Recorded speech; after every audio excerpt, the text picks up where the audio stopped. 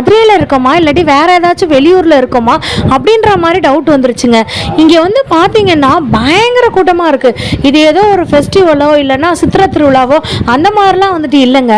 இது நம்ம மதுரையில் இருக்க தெப்பக்குளம்.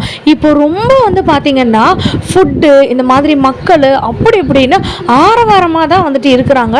சென்னை பெங்களூருக்கு ஈக்குவலாக வந்துட்டு இந்த ஃபுட் ஸ்ட்ரீட்லாம் வந்துட்டு அப்டேட் ஆயிடுச்சுன்னு தான் வந்து சொல்லணும். இங்கே வந்து பார்த்தீங்கன்னா நியூ கேம் இருக்குது, கடைகள் இருக்குது. நீங்கள் வந்துட்டு ஷாப்பிங் பண்ணுற மாதிரி சாப்பிட்ற மாதிரி நல்ல ஒரு என்டர்டெயின்மெண்ட் பண்ணுற மாதிரி இங்கே வந்துட்டு செம்ம சூப்பராக வந்துட்டு இருக்குது. இது நம்ம மதுரை மாரியம்மன் தெப்பக்குளமா அப்படின்ற மாதிரி தான் நான் ரொம்ப நேரமாக வந்துட்டு யோசிச்சுட்டு இருந்தேன். போன வாரம் ஞாயிற்றுக்கிழமை வந்து பார்த்தீங்கன்னா நான் இங்கே வந்து போயிருந்தேன்.